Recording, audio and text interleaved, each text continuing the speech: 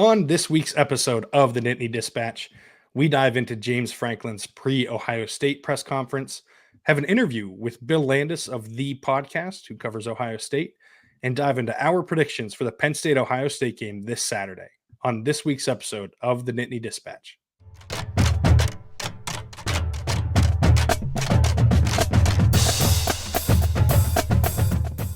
Hello and welcome into the Nittany Dispatch. I am John Sauber, Penn State football beat reporter for the Center Daily Times, joined as always by Audrey Snyder of The Athletic. Audrey, we are off and running for a week that is going to be a doozy. It's Tuesday night when we're recording this. I only know that because I just looked at my computer to be like, yep, it's Tuesday night. I thought it was Monday. I'm not going to lie. I've been having a tough go with the day of the week thing. It's wild. I mean, this is one of those weeks where I was driving home from James Franklin's press conference this afternoon, John, and I had like one of those moments where, you're noticing like Mount Nittany, the leaves are changing. It looks like it's fall. And I was like, oh yeah, we're approaching late October. Like it is, I don't know where the season's gone, but all of a sudden, like we are at this massive week. It's going to be a slog to the finish. It's going to be a long week for us. But we're dug in, and it's a doozy, as it always is. Yeah, I prefer colder weather. I always have, always will. But when I went outside to go to the presser, I initially had shorts on because I just, usually wear shorts in October, and Weird. immediately was like, behavior. this ain't gonna work, and had to go back inside and put joggers on with this hoodie.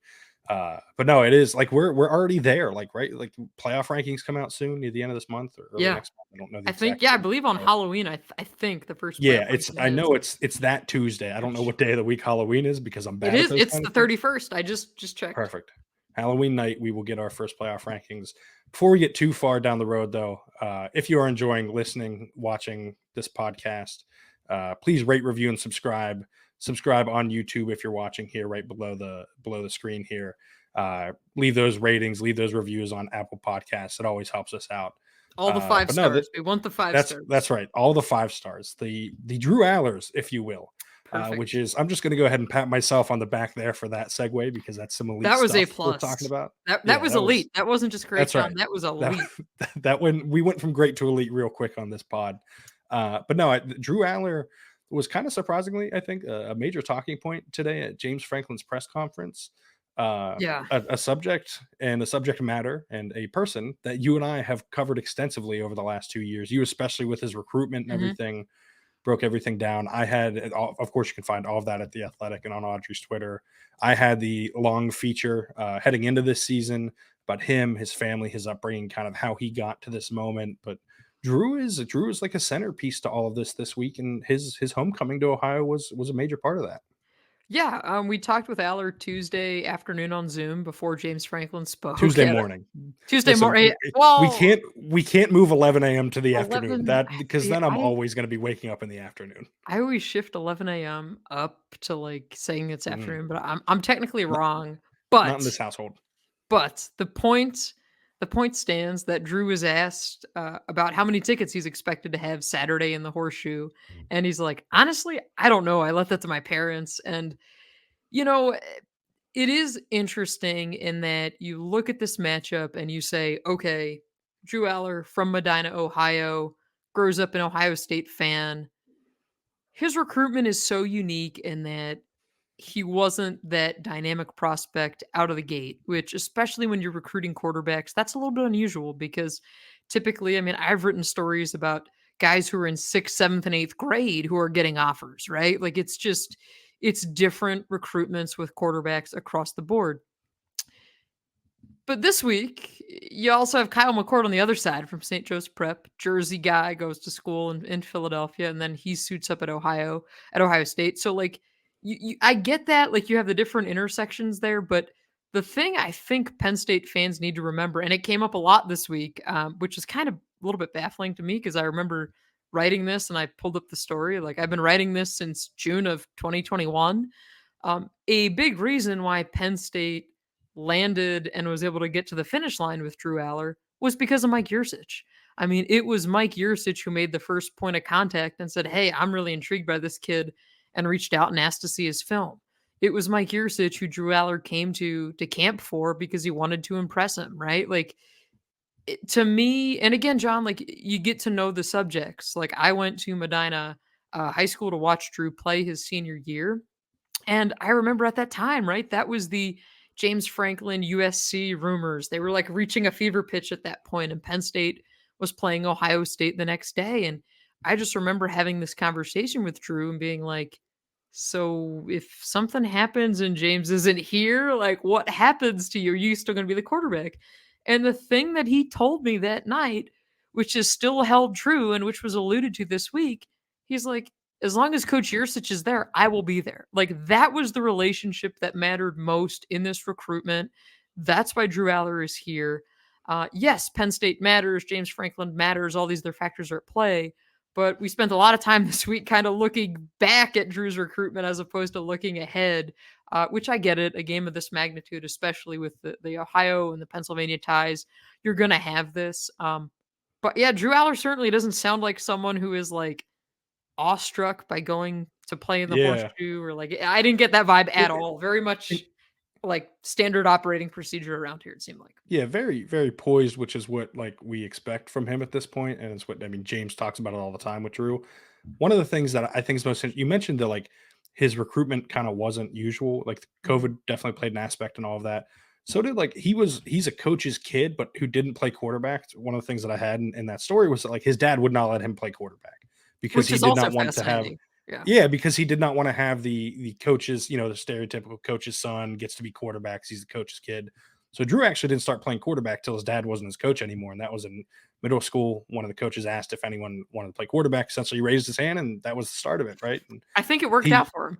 yeah, I think it did too. But yeah, this is, you know, the idea of him being from Ohio, I think has caught a lot of people's attention. But for him and for this program, James mentioned it too that he didn't think he was going to have to talk to Drew about this, but his press conference with us was I think he said his third interview of the day, and he's like, with how much I've been asked about this, I guess I'm gonna have to talk to him about it. I don't know if he does. Drew seems perfectly fine. Like he doesn't Yeah. seem like that's something that's getting to his head or bothering him whatsoever. I do think though he is like, and this will get a lot of talk because people have talked about, you know, they haven't played in a close game and all that stuff. I think Drew Allar's absolutely ready for this moment. Like I don't think this game is going to be too big for him or anything like that. But that was one of the dominating subjects at today's press conference, which I think was like a little surprising to both of us. One of the other things that came up too, though, that was interesting to both you and I, was the discussion about Penn State's identity, right, and Mhm. what this team is right now. And I think James's take on this is really fascinating. Yeah, I mean, his whole thing is that they know what they are right now. I was just pulling up the quote, so I had it in front of me. They know what they are right now, and essentially, you have to play to those strengths, right? Like this is a team we've talked ad nauseum about the explosive plays and all of that. I don't think there were any viral presser moments today, at least He not that he I was was aware of. actively avoiding such things. He made sure to note that he was avoiding such things. Said Yeah, that he was getting long-winded. Was it after what he either didn't what say I like he yeah. said. What did he say? He He was wanted to he keep it manageable or something like that. Yeah, but and then he was curt with you at the end because Of he course. had realized that he was allowing himself to be too open about things. Yeah, he was giving a lot of very long answers today. And then I said to him at the end, I'm like, I think you're gonna want to give me a short answer because I was asking about JB Nelson's health and that we know how these subjects go, and we'll get into that Always a a little bit short later. answer. Um, but I mean, to the point of their identity as an offense, they know that what they are right now is not what they're going to be at the end of the season, right? I think that's safe to say. Teams change, they evolve, they peak, and hopefully, like if you're a Penn State fan, listen to this. Hopefully, this is not the peak right now, right? I can't Um, imagine that it is. I don't think so either. But they're figuring out what their strengths are, and that's kind of dominating time of possession, the short check downs. James Franklin said, he said as a long time as an OC, as a coach, you spend like so much of your career begging your quarterback to take the check down. And he's like, and here with Drew, he's taking the check down and he's taking it all the time. And that's something too. Like he didn't want to he didn't want to say it in a bad way that Drew Allar's been a game manager, but he has been, right? I mean, like there's been elements where everybody wants to see Drew throw the ball down the field, but that's not what they're asking him to do. And he's doing what they want him to do really, really well. And he's being efficient and he's not turning the ball over. And so, yeah, I don't think this is what the offense is going to look like long term. I don't think, the rest of the year. I will say, John, one of the thing I've been doing a lot of different podcasts and interviews this week, and something that I was asked from an Ohio State show, they said, do you think Penn State's purposely been holding back and not throwing the ball down the field because of this matchup? Where do you stand on that? So I think James kind of told us where they're at with that, or at least where he wants us to think they're at on that. With the last bit of his quote here from ASAP Sports, though on the transcript, it's right there. The very last sentence he gives to the question about the identity. One of the big mistakes you can make is to get to certain games that some people say are this or that, and you try to be something that you haven't been in the previous 6 weeks. Yep. To I thought me, that was that's an telling. Yes. indication. Yeah, that's an indication they are not going to suddenly open. Now, they're going to do more. I don't think this is going to be like a bland offense. They're going to do different things because it is a bigger game. Really, it's their first big game of the year because, well, Iowa's really bad. Braviola but package, is that the alert? Is that the siren? I Is this the don't week? I don't think it is. I do think like they do want to Now or stretch never. the field more though. Yeah. Like I think, that this is the opportunity to take some deep shots. This is not going to be a team though that has like I don't know, even 8 air yards per attempt, right? They're I think lowest in the Big Ten in air yards per attempt. It's a very low number. I think it's below 5 at this point, below 4, somewhere around there. Yeah, their I haven't passes of checked it. 20 plus yards are one of the worst in the country. Yeah, and they Completions 20 don't. plus. Yeah, and they don't like they're not taking a ton of deep shots every game, and part of that I think is that they don't have to. The other kind of mislead that could be at play here is, he's saying, you're not going to suddenly turn into something that you haven't been. Well, maybe they have been this kind of team, they just haven't shown it yet, right? You know what I mean? Like there is wiggle room for them to be a little bit varied in their approach. But I think generally speaking, we're going to see that Penn State wants to force turnovers on defense. They're going to want to control the ball on offense and take 6 minutes of clock off with a bunch of 6-yard runs down the field. Lean on Kaytron Allen, lean on Nick Singleton, and allow those guys be the reason you win games. I think that can work against Ohio State. I don't know that it will, and I don't know that it's going to be what they do because I do think they're going to take enough shots to back off that defense. You have to. I Yeah, think you have to, at least, right? I say this as like I think that's what you should do, but yeah, and we'll talk more about the game, itself in depth here. But I do think like James kind of left the door open for them to be a little bit varied in their approach, and a little bit varied in what they do. You mentioned status update though, so what is before we cut to the next segment of the pod? What is the status update of JB Nelson? JB Nelson. James Franklin said they expect him back this season. Now, does that mean this week? Does that mean next week? Does that mean November against Michigan? I don't know, but they do expect Does it him mean a still. bowl game? Could be. I mean, at some point this season they expect him back. I also asked him about Vengo Wane because again, this is talk about a big spot for somebody potentially to be in. Yes, they think very highly of Venga. Yes, he's a massive human being. But yes, he's also a redshirt freshman. And I think going into this type of environment, you have to keep that in mind. We'll see more Wednesday at practice and whether Nelson is there or not. But again, the brief status update because James Franklin wanted to keep it short today. Kind of maybe, But especially only with injuries. Only with me and only with injuries. Only with you and injuries, though. Not only for the last question of the presser. Didn't matter that we've had diatribes throughout this thing. But when it comes to injuries, we're gonna keep it brief.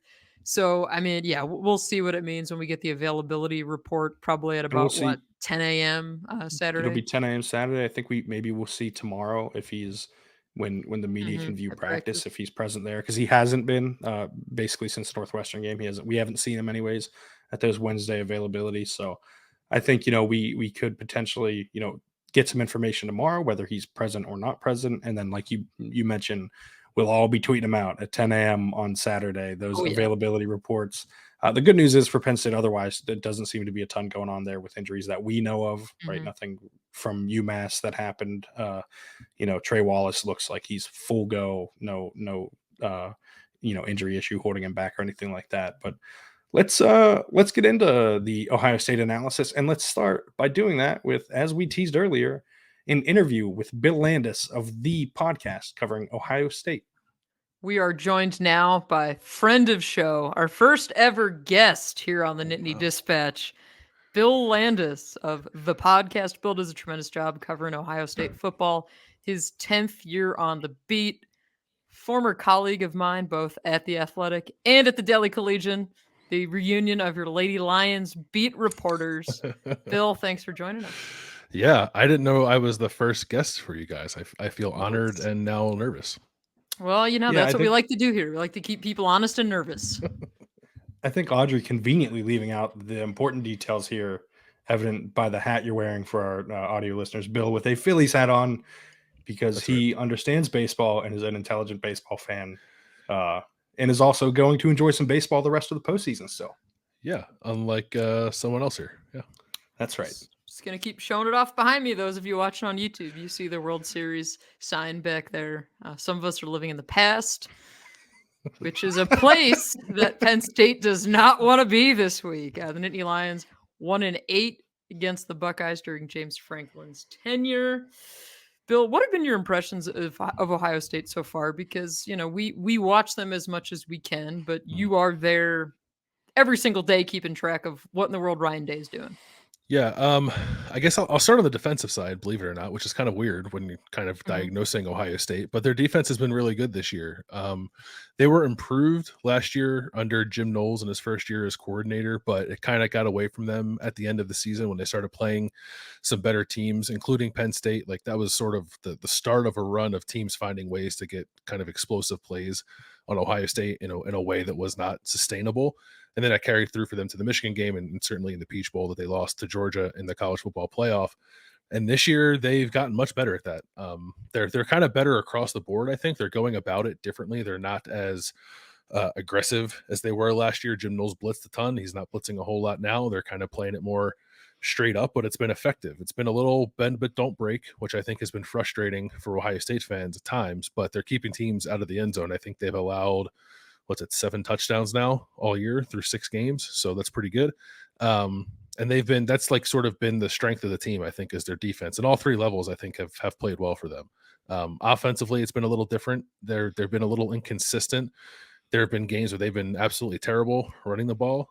Some games where it's looked better. Last week against Purdue, it looked better. And the passing game definitely has a high ceiling, but I don't know that we've seen it yet.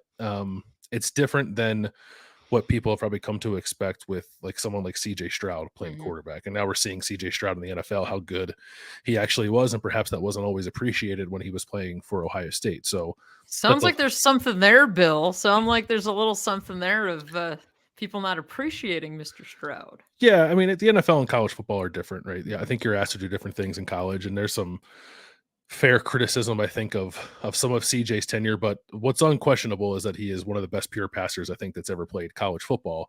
And Ohio State doesn't have that at the moment with Kyle McCord. They have a good quarterback in Kyle McCord who's, gaining experience. He's now halfway through his first year as a starter. You've definitely seen high level play from him. The Notre Dame game being probably the best example of that, but you've also seen some head scratching moments, a couple turnovers, a couple like intentional grounding penalties where you're just like, what the heck were you thinking when you did that? So they're working through some stuff. I think last week was probably the best we've seen of their offense. If you want to count the Western Kentucky game, I guess you can, but that's a G5 team playing against Purdue on the road. And granted, Purdue's not the best Big Ten opponent, but I thought that was probably the most complete game Ohio State's played. And they did it without Emeka Egbuka, their second best receiver.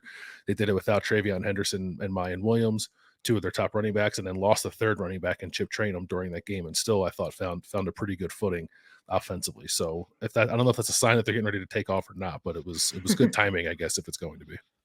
You mentioned that Jen. that shift in identity, right? Defensively, is the offensive identity shifting too right now because of the step back from Stroud and McCord? And if so, like how is it different? It's a good question. I would say no, or maybe they need to, but they haven't yet. I think they're still trying to do, I think, a lot of the same things they were doing with CJ Stroud. They don't throw the ball down the field probably as much as they did with Stroud, who was a really good and accurate deep ball thrower. They still will attack you vertically, but there's more intermediate stuff there. Probably a little bit more quick passing game than they had with CJ Stroud, but It's still the Ryan Day offense. Like I think if Penn State fans were to flip on an Ohio State game this year, the plays would be recognizable. Like the way they try to go about business, I think would more or less look the same. That the thing that's different with them, and it's less of a scheme thing and more of a personnel thing, is they are suffering from some deficiencies along the offensive line. They're just not quite as good there as they usually are, and that has shown up in a couple of key spots already this year. And I think is a huge storyline for this game coming up on Saturday. They look human this year, Bill. That's been my takeaway. The world beater Buckeyes look like a very good team. Some might say an elite team. And this is the week where we like to revisit and see if Penn State is a great but not yet elite team. Maybe they make the jump there. Bill, I'm going to put you on the spot here because you were kind of the first guy to write a Drew Allar feature before he became the 5-star, before really anybody knew about him, before he committed to Penn State. You were on the ground with, the Ohio quarterback, this kid who's taken off during COVID. If you were starting today your own franchise, and you get one choice at quarterback, are you taking Drew Allar or are you taking Kyle McCord? Oh man. I said I was putting you on the spot. You certainly have done that. That's tough. It's hard for me to answer because and listen, I'm not a Penn State expert. I just watch them in passing. I feel like they're not really unleashing Drew Allar to his full potential. So that's been the big storyline to the fans' ears right now. You are preaching to the choir on that one. So what I think is his full potential, I probably would take him. The way they're playing and being used right now, I think I might take Kyle McCord. They're both 5-star guys. I think Drew actually might have ended up being higher ranked than Kyle. Yeah. So I'm not talking out of school here in terms of recruiting rankings. It's a conversation worth having. And it's not like Kyle's got 2 years of work under his belt that makes you want that experience more. I think Drew probably has better tools, right? Size, strength, arm talent, athleticism. I think all that would be in his favor if you stack the two up next to each other. Kyle's pretty savvy, I think. I don't know. I don't have a read on that for Drew, how much. We're gonna find out Saturday night. I think we will too. I'd probably take Drew because I think the tools are better, but I think maybe right now you can make an argument that Kyle's playing a little better. When you mentioned is McCord a Phillies fan, Bill? Is there a connection there? He is a Phillies fan. He's from New Jersey, but he played at St. Joe's Prep in Philadelphia. I don't think he's a across the board Philly sports fan. I don't think he's an Eagles fan. This is a problem. Yeah. So he's one of those. Some red flags are being raised there. Yeah. Those are major red flags. Right, but I'm pretty sure he is a Phillies fan. Yeah. Okay, well, just wanted to make sure we had that out there. The offensive line and how much that could impact this game. Penn State's pass rush right now looks like one of the best in the country. Does Ohio State have the tackles to deal, and frankly, the endurance to deal with multiple guys that Penn State can rotate in that you would theoretically be starters on, most elite teams in the country? Yeah, I think you make a good distinction there because if it was just one guy, I think maybe you could scheme against it and more or less hold your own. The fact that Penn State can put all its best guys out there at the same time if it wants to, or just kind of have them come at you in waves, is a different animal than what Ohio State has seen to this point. The best defensive line they've played is Notre Dame's, which is a good line, but not one that really gets after you. They're more stout than they are aggressive and overwhelming. I think Penn State's is overwhelming. So, and I don't think the tackle play for Ohio State has been particularly good this year. The right side, Josh Fryer, has been a little bit better than the left side, Josh Simmons, who is a transfer from San Diego State, who was not a particularly good player last year as a right tackle at San Diego State, and now he's playing left tackle at Ohio State, and he's had some hiccups, penalties, very untimely penalties. He's not a down by down liability, but there's enough there I think that would worry you if you're Ohio State. I have to imagine it's the thing they're talking about the most in Ohio State's offensive staff meeting room is how do we help our offensive line up against what is probably the best. It could end up being the stiffest challenge they see all year, right? They're still going to play Michigan, and Michigan's defensive line is really good, but that's to me is more of the tackle position and then the interior of that defensive line, and this is pure havoc coming at you on the edges where I think Ohio State is most vulnerable on the offensive line. So it could be a real problem. Yeah, I think that to me is the one edge where we can say this is where Penn State for sure has an advantage, right? And that has not been the case often in this game. And to me, it's like, again, I go back to the fact that this looks like a human level Ohio State team. But yeah, you're absolutely right, Bill. I mean, these defensive ends have been a handful, and I think they're going to be a handful. One of the things I'm writing this week is a story about Manny Diaz and how in the world this has been such a perfect fit here. And you look at just how this defense is playing. And now I know Ohio State fans, if they've stumbled upon the Nittany Dispatch, they're probably saying, well, yeah, who has Penn State played, right? You're hanging your hat on wins against Iowa and West Virginia at this point. But to me, we always talk about, especially in this matchup, going to be a lot of NFL scouts there Saturday, I would imagine, because there's a ton of NFL talent on both of these teams. We love to talk about the NFL matchups in this game. And last year, we all talked and wrote about, Kalen King and Marvin Harrison Jr. And then we didn't see that matchup often, right? And I think we're probably going to hear a little bit more of that again this week. But I think Penn State has two really good corners in Kalen King and in Johnny Dixon. Bill, these receivers, when healthy, are a handful, to put it mildly. Who, I guess, would you give the edge to there when you look at that matchup? Because I think, to me, like, this is going to be one of those things where we're sitting there Saturday afternoon saying, "Oh man, all these guys are gonna make a ton of plays." I think. Yeah. The looming question there is the health status of Emeka Egbuka, who looked like maybe he got an ankle sprain of some sort toward the end of the game against Maryland. Ohio State does not provide injury specifics, nor do they provide timelines for injuries, so we're just kind of guessing on that. But he did not play against Purdue. They are two of the same. Two of the same in that regard. Are you sure you're not on the Penn State beat? Like, sometimes it feels like it. Yeah. In this regard in particular, he did not play against Purdue. Did not travel to Purdue. We were at practice last Wednesday. We didn't usually we'll see guys like walking off the practice field. We didn't see him there, so no idea what his availability is. And Ryan Day has not even hinted at, like, oh yeah, we think we're going to get him back. Like, we have no clue. Maybe we'll learn more when we talk to Ryan Day this week. We don't have that yet, so that's a big piece that could be missing from Ohio State's offensive attack. But they still have Marvin Harrison Jr. And like Marvin alone is, I think, enough to scare probably every secondary. And that's no disrespect. That's no disrespect to Penn State's, because I think Penn State's secondary is excellent.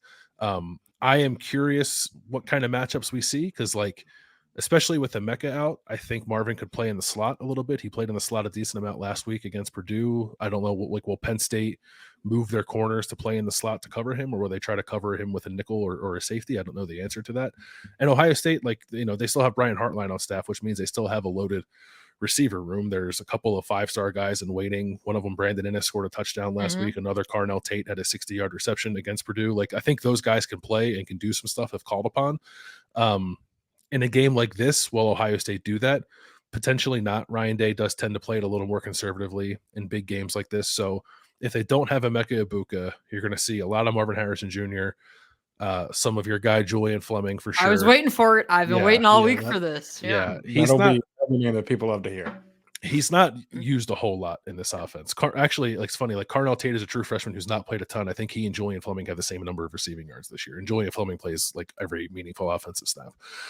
He's more of a blocker in this offense, and he's a really good one. But maybe they try to unleash him in this game. They also have a player named Xavier Johnson, who's a 6-year former walk-on, who plays a little slot receiver, a little running back, had a nice game last week, had a big game last year against Georgia in the Peach Bowl. He's a weapon for them too. And then they'll play with 2 tight ends a lot too, especially if they're shorthanded at receiver. So I could see Ohio State rolling with 2 tight ends a decent amount in this game.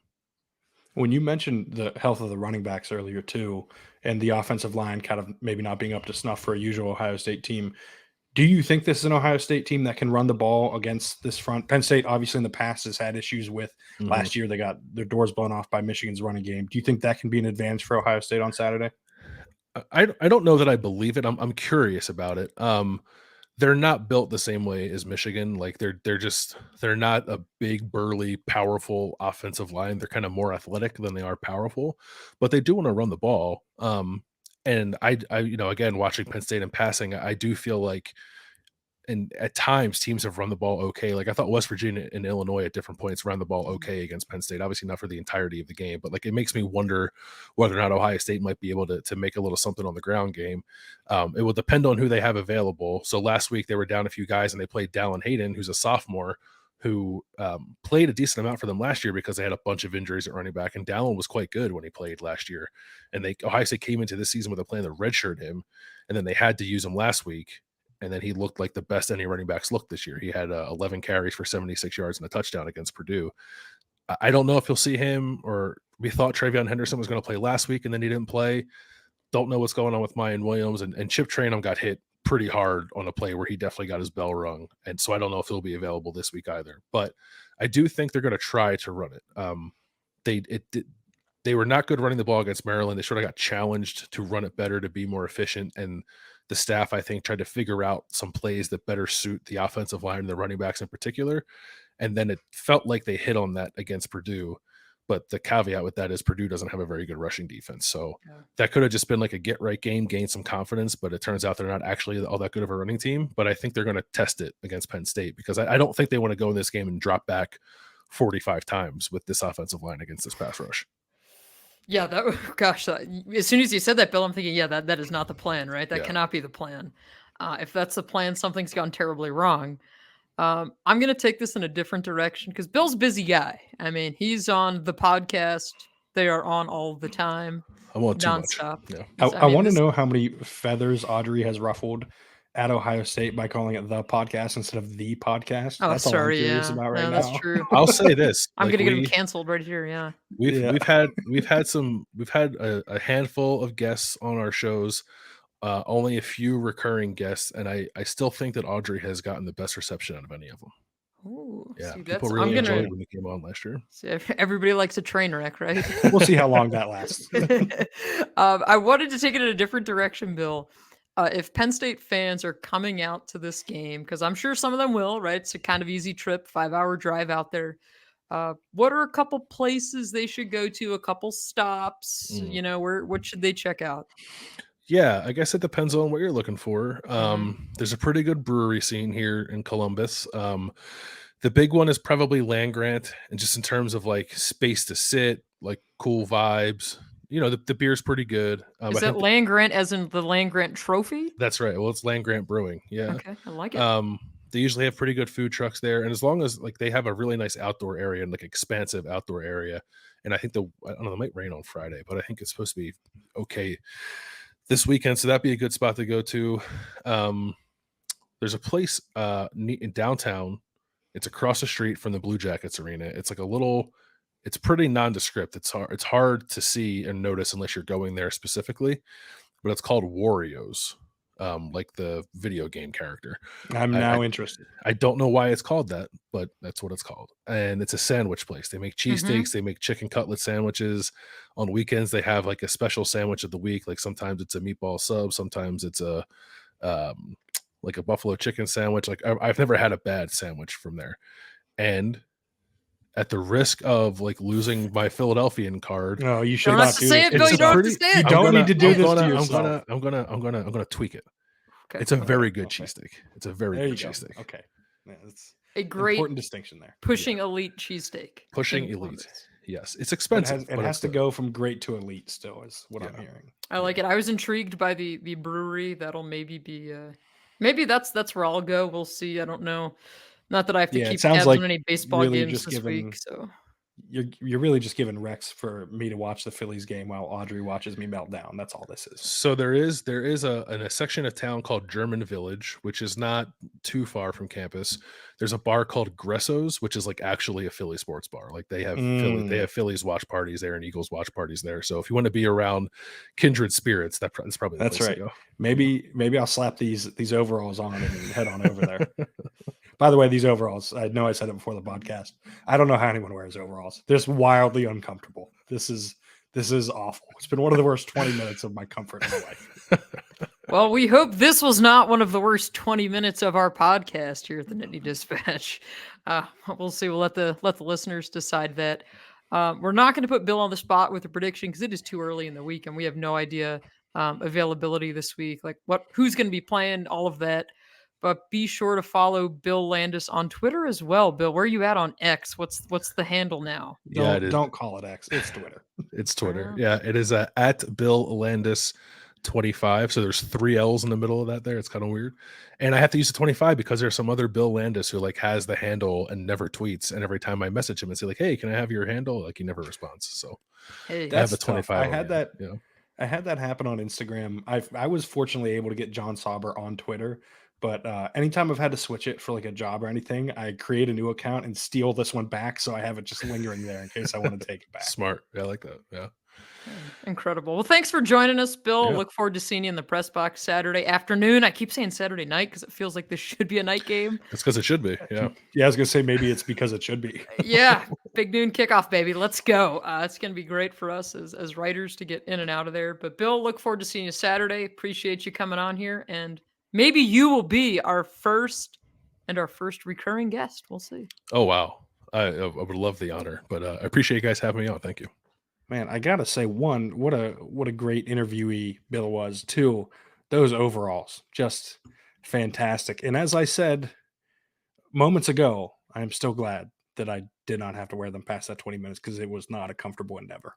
That's an absolute outfit choice, John. And a little backstory here. During the Phillies Braves series, while I was getting my heart broken after That's Game right. 4, I texted John and some other Phillies fans on the beat, and I said, "You guys getting the overalls now?" But Little little did did I Audrey know. know that those overalls were already in my living room because I had ordered them because I was that confident in the series and I was very excited to wear them whenever Audrey would be in my presence. My wife may have told me I look like an idiot. She's probably correct for that. She's always correct. Yeah, it's tough to argue on that front. But no, it was a wonderful interview with Bill, who is fantastic, does a fantastic job. As we mentioned there, make sure you follow him on Twitter. Make sure you Some listen good to him on the Columbus podcast. Good Columbus Rex there. That's Yes, something, John, you and I are going to have to figure that out. We'll be making specifically Philly related ones. Yes, we'll be making the drive out Thursday. So we will have some time to hopefully get to some of these Landis recommendations. But absolutely, yeah. If you don't follow Bill, read up on his work, listen to their podcast. They do a tremendous job. Really great insight there. Glad we were able to do that. John, what else do we need to get to with this matchup? Because I feel like it's just the gift that keeps on giving. It really is. I think there are some broader points. Bill Mhm. did a great job of breaking down some of the minutia for us. Some of those matchups that we had questions about, and I think that fans probably had questions about. But more broadly, like we haven't talked about how you and I feel about this game yet, right? Like we've kind of been talking around it for the past couple of weeks because Mhm. we've all been waiting for this kind of moment to get here. I mean, we can just do this each side of the ball to make it a little bit easier. Yeah. Do you think Penn State has an advantage on either side of the ball? Yeah, I absolutely think Penn State does on the defensive line, specifically these defensive ends. To me, that is the one matchup I think Penn State might be able to not only have an advantage there, but feast. I Game think you wrecking just, type stuff. yeah, I mean, like we always talk, and maybe this is telling as I say this right now. We have not talked about this. Maybe it isn't. Maybe I'm just been doing this too long and overthinking it. But typically, when we get into games like this, James Franklin mentions the game wrecker on the other side, right? The person that they think can ruin the game. Well, we know who can do that from last year. We saw JT do that, absolutely take Penn State's lunch money. But Franklin didn't say that this week, and maybe he just didn't. Maybe they really don't feel like there is that guy on the other side of the ball. I don't know, but I do think Chop Robinson, Adisa Isaac, then Dennis Sutton. To me, these are guys that are going to have a lot of opportunities. And so, yes, Marvin Harrison, absolutely out of this world, Yes. supremely talented wide receiver. But you know what? It's hard for Marvin Harrison to beat you if Kyle McCord can't throw the ball, right? Like that's some next level stats right there that I'm presenting, John. Hard for Marvin Harrison to beat you if you can't throw the ball. I think you've mentioned a couple times this week that 2018 matchup. We've joked about the great to elite thing. I think if Ohio State has success offensively, it's going to look a little bit like that. If you remember a lot of screen game, a lot of getting the ball out early, I think that's what it will have to look like this week for Ohio State, because I think Penn State's defensive line it's not just an advantage. Like there's a world where Penn State wins by 13-14 because their defensive line just terrorizes Ohio State and they can't do anything offensively, right? Like this is Yeah, that I'd good of a believe that. Yeah. defensive line. Yeah, and to dip a little bit into my Eagles fandom here, Penn State has done such a fantastic job of building, and what I see as, and I see it this way because of my Eagles fandom in part, building in the most important part of the sport now, right? It's wide receivers and cornerbacks are wildly important as well. I'm not dismissing that, but if you can win in the trenches consistently, you can win football games, right? Like in Penn State's defensive line is better than Ohio State's offensive line. And I tend to think Penn State's offensive line is just as good as, if not better than Ohio State's defensive line, with the concession that like JT Tuimoloau is a game wrecker. He should scare you, especially after last year. Absolutely, for sure. But Olu Fashanu is the type of tackle that can take him out of the game, right? My assumption is he's going to line up on the other side because Jim Knowles is very smart and good at what he does. But like if they line him up across from Olu and everyone gets the matchup that we all want to see, then I think Penn State wins it. But I don't think we're going to get that. I do think he's going to get his. I think Penn State will probably help on him, get some chips in on him. Kaytron Allen, I think, is going to be important in this game because I think his pass blocking is going to matter. Yep. But yeah, I think they have an advantage where it matters most. And you mentioned Marvin Harrison Jr. Like Kalen King's really good. Like, and if they match up against each other, maybe Johnny Dixon matches up on Marvin Harrison Jr. Maybe you see Dixon. Yeah. Still, this is really good corner. Yeah, it's not a usual cornerback matching up against Marvin Harrison Jr. He's going to get his. I'm fully confident of that. I'd be kind of surprised if Marvin Harrison Jr. doesn't finish with at least 80 yards in this game, like at the absolute minimum. I was going to say, I think he goes over 100. Less than 100 would be kind of surprising. And I think too, man, you look at James Franklin mentioned Brian Hartline and the work that he's done, both as a coach, as a coordinator, but also as a recruiter. I mean, John, I'm just thinking back to their run on receivers. I mean, it's insane. Unreal. Garrett Wilson, Chris Olave. I mean, like you watch these guys in the NFL now and you're like, oh yeah, I remember watching them in college. Like it's just Penn State fans, I want to say enjoy watching Marvin Harrison Jr., but I know you're not. You're going to absolutely hate it. If I was in your position, I totally would too. But just know that you are watching the best receiver in college football. Now, the Ohio State, the health standpoint, right? Like that's the other thing we don't know.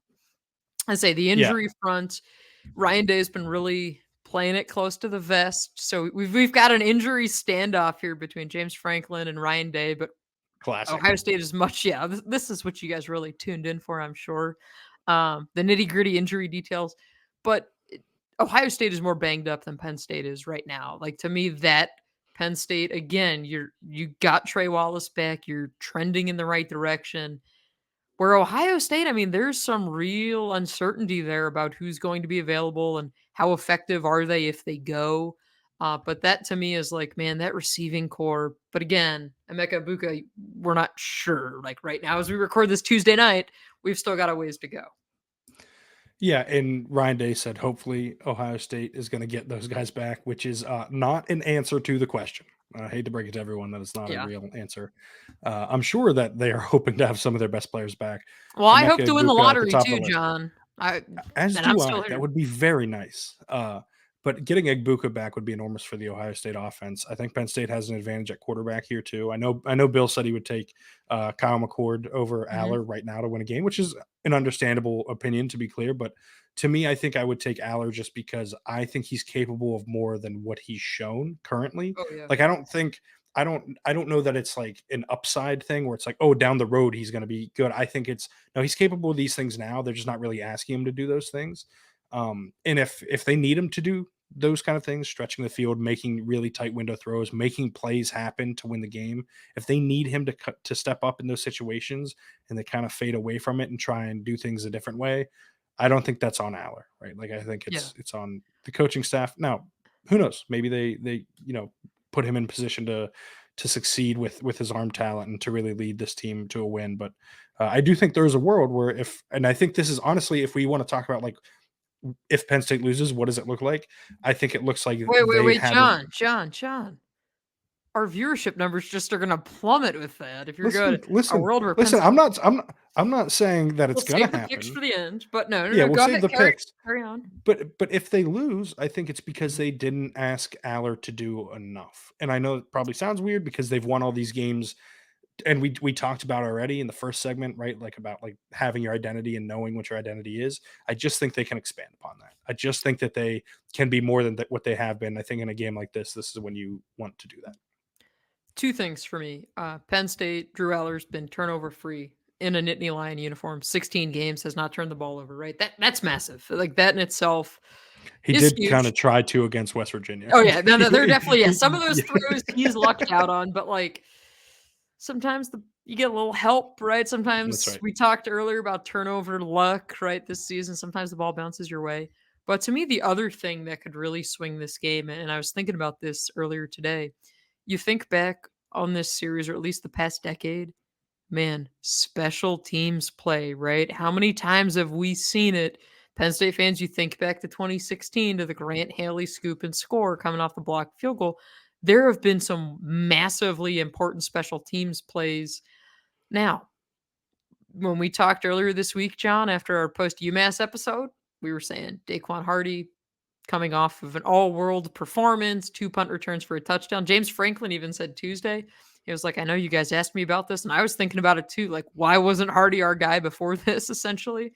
Which he did say, how many times do you really evaluate a punt returner in live settings, right? You just don't see Yeah, it you often. just can't know. Like, and that's a defensible argument, Yeah. like that you just can't know how a guy will handle it in live settings, and already handled it as well as you possibly could. But I take that into Saturday and I say, okay, this is an area where momentum swings matter. Another thing I'll say to the momentum point, because I'm a believer in momentum in games. Penn State, you're coming out on the road. What happens if you fall behind early? Because we haven't seen Penn State really have to play from behind at all, right? I believe was it the Illinois game? I Northwestern think was Northwestern. North Northwestern. yeah, I think it was Northwestern, Northwestern. Yeah, they were down 10-3, yeah. and that was But, the like, only that's time also, this like, season. you kinda know you're gonna win that game still. Like, you know what I mean? Like, it's You're not just Ohio sleepwalking through State. it. There's really Yeah. not many people there to see it, right?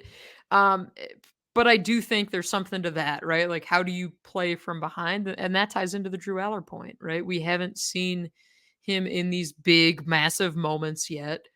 I think he's capable of the moment. I think he's capable of rising up and being really excellent in that moment, but we just haven't seen it yet. And I think in a game like this, there are going to have to be a handful of plays that Aller makes where you say, you know what? Yeah, this is your guy. And I think that's every big game, right? Like this is where and again, this is a 365-day year race to try and catch up to Ohio State and eventually beat them.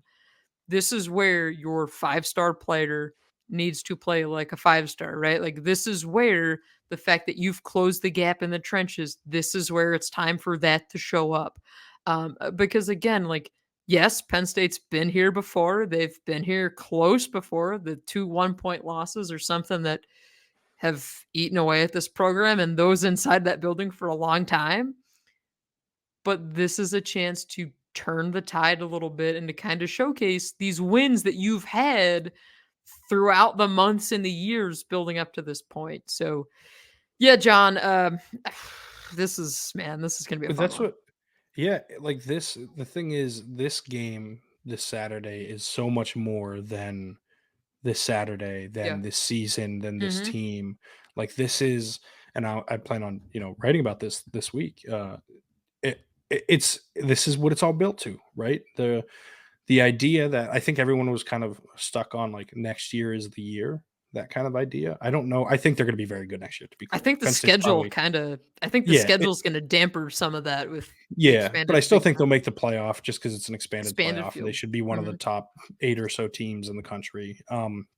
But this is a chance to prove that you're one of the 4 best, which I think Mhm. is a drastically different thing.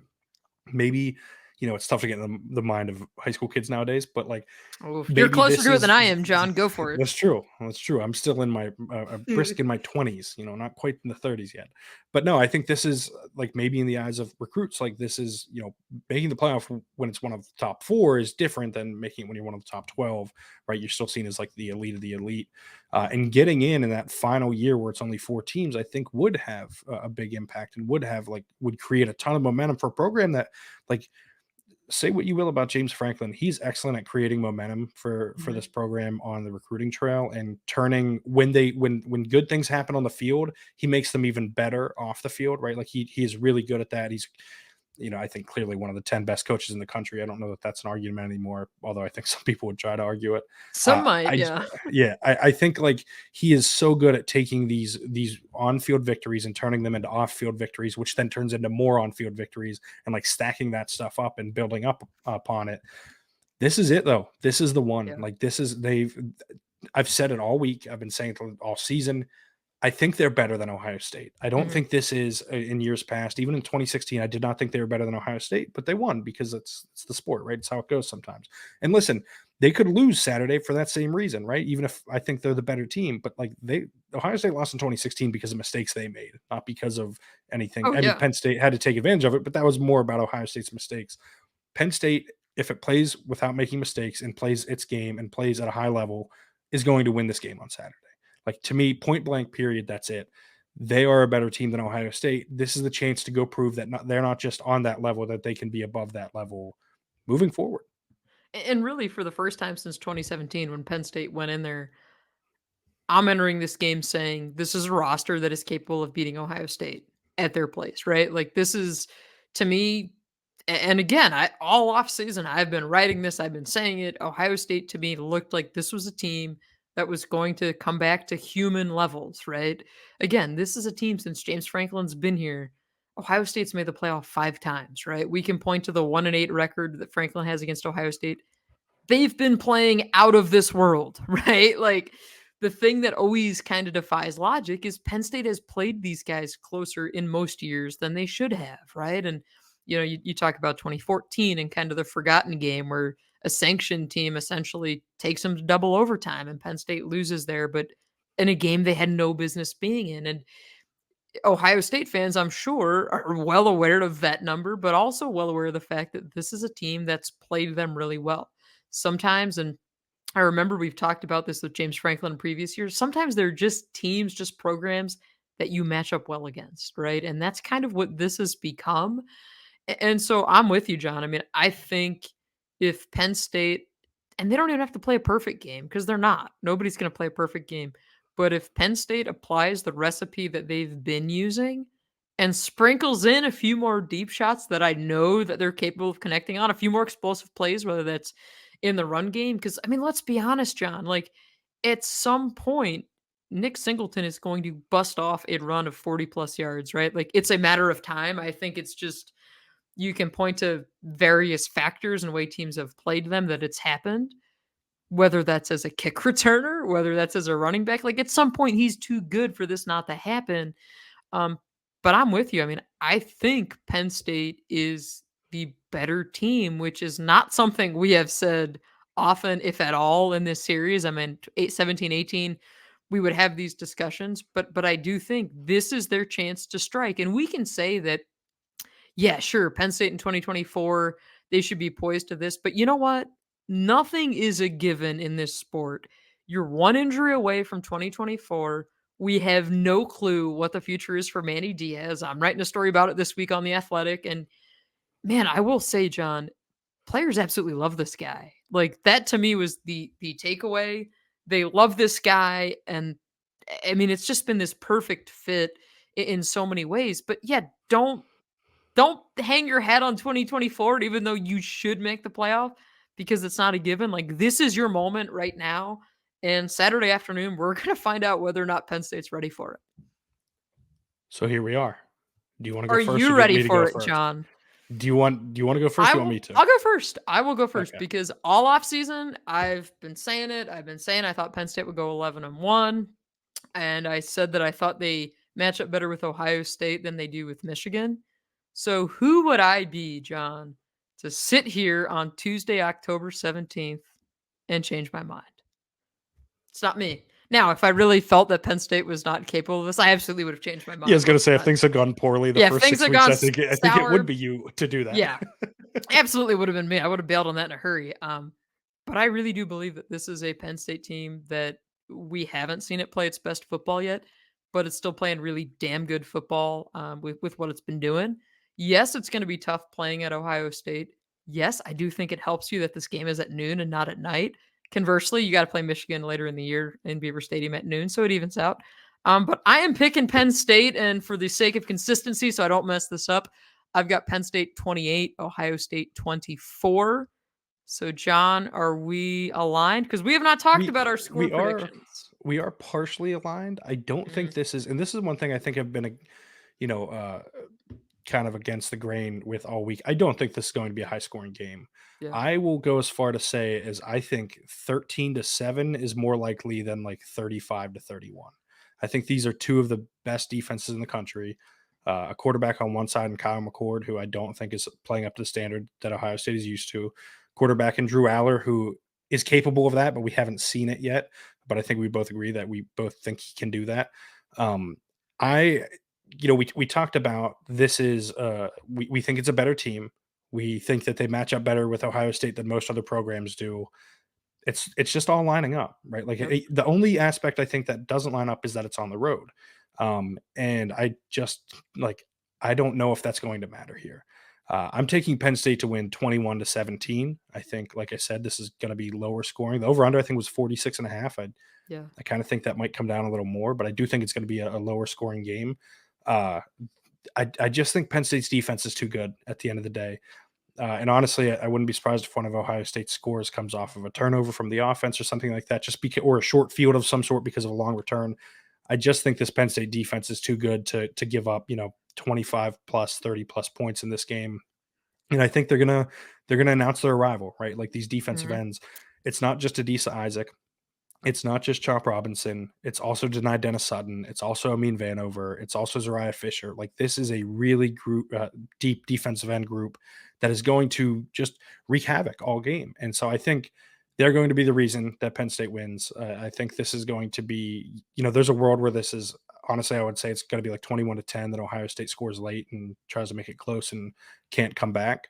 But yeah, I think this is Penn State's chance. This is their golden opportunity. And if they don't take it and if they don't capitalize, then we'll be having a very different discussion Saturday after the game. John, I think that sound we just heard was Penn State fans reaching for the Rolades after you and I both picked them to win in Columbus. I